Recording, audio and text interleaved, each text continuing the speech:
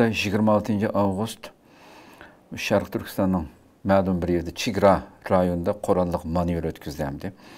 Manevrin ismi ne desanız Palaniyada aniq qilmadi, onun videoların bazı çıktı. Terörlük qarıştırış ve çöçtüş 2025 namida. Bununla diviziya qismlarida şu Xitayning armiyasi saqchi diviziya qismlarida 1700'den artıq kişi qatnaştırıptı. Çin Shaojiang, onun kendinden bu Çin Möngu erkin dünyası qatarlıqlar manevrini köğenlikini e'lon qildi. Biz xabarimizdan ba'di shu kuni.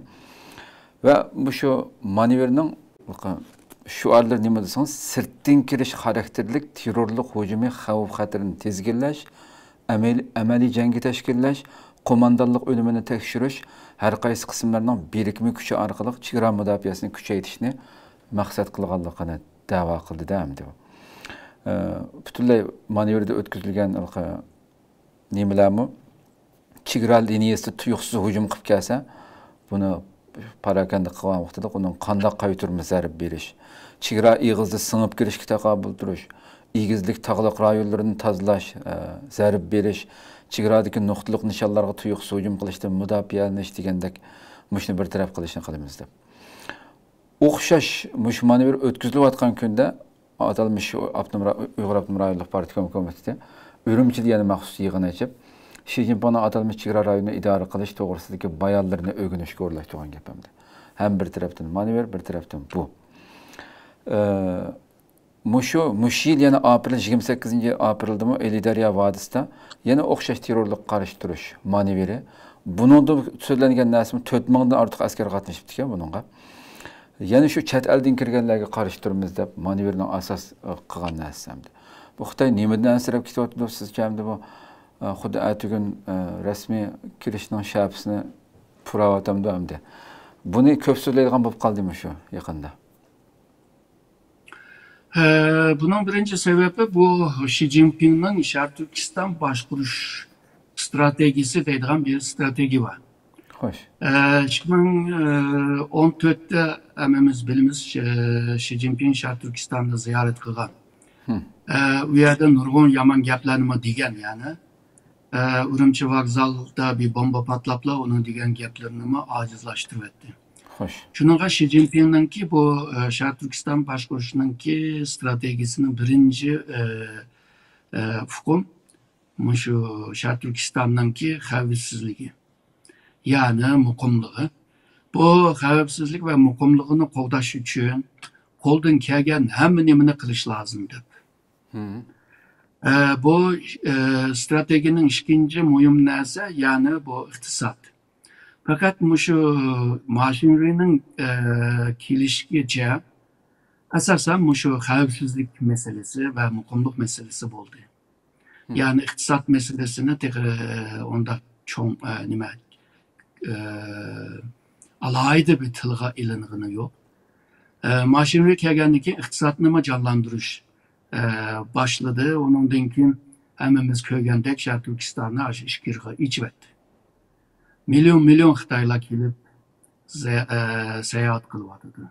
Ondan keyin Şarkı Türkistan O'rta Osiyo, Janubiy Osiyoga ancha-muncha oshgan bo'ldi.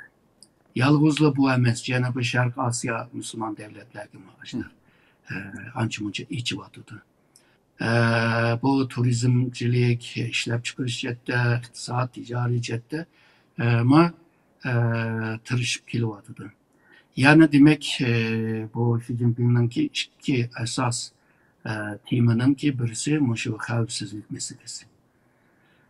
Buni strateji bo'lg'achqa buni ijro qilish lozim. Manevralarni ilib berish lozim.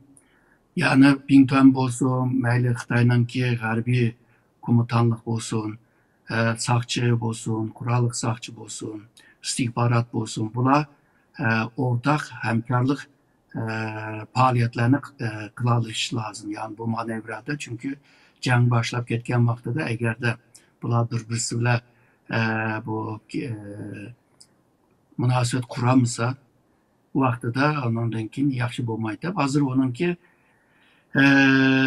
sınaqni qilyotdi hamdi.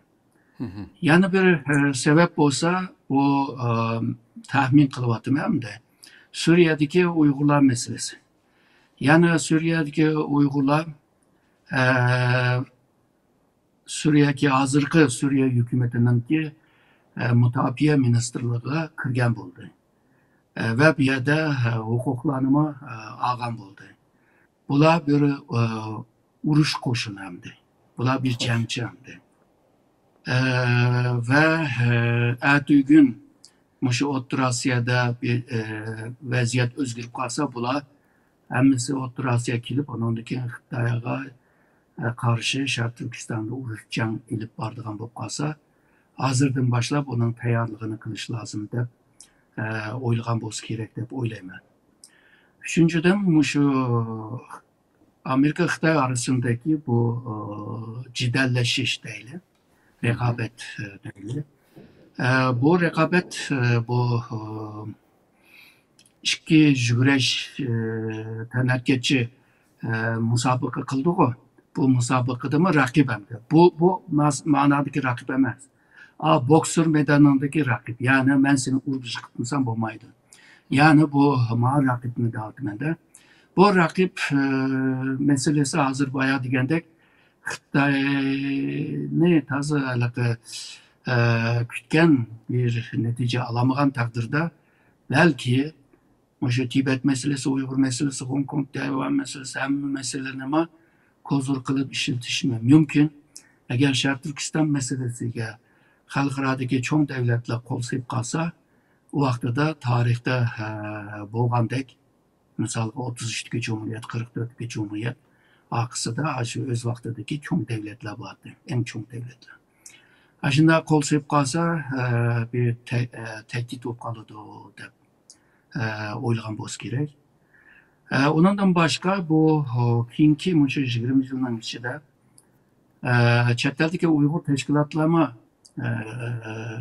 güçlengen oldu. Yani belki küçken seviye demez ama burunqı ile selif boğan çağda dünyanın 20 neçe devletlerde teşkilatı boğan ve hareketga öteleydiğen yani siyasi diplomasi cettinde dağıtımı hareket öteleydiğen bunda bir küçkümü ilgiyen ve çetel çıkanlarının ki bir kısmı bu da özüne bu davaga bir başka ve bu davaga özünü kurban begeşke bu tügmez bir dava oldu. Yani birinci evlat, çetelge çıkan birinci evlatlar emez mi? Ben devatkan birinci evlat. Tabii İsa Yusuf'ta kim Mehmet Emin Buğra efendilemez. Şu 1980'in ahırı 90 yılı boyunca çetelge çıkanlar dağıtın. Bularının ki birinci evlatla misal hazır yaşını kaldı. Bular kesse olanın ki aksını yani yaşlamı kilovatkanımı körüvatı da hazır. Şununla bu yaşlar kelse bu iş tügmeydi o. Misal devam kılıdı o. Şununla bu tuyuksuz hazır dünya buzulvatıdı o çuğulvatıdı. Bu çuğulvatkan bir ceryanda bu Uygur teşkilatlama hem siyasi hem harbi cetten hemkarlık kılıp bu işini çoğaytıp ve Şarkı Türkistan'daki mukumluğa ziyan bir o deydiğen oyma buluş mümkün dep oylayman. Hoş. Xoş, xoş, xoş.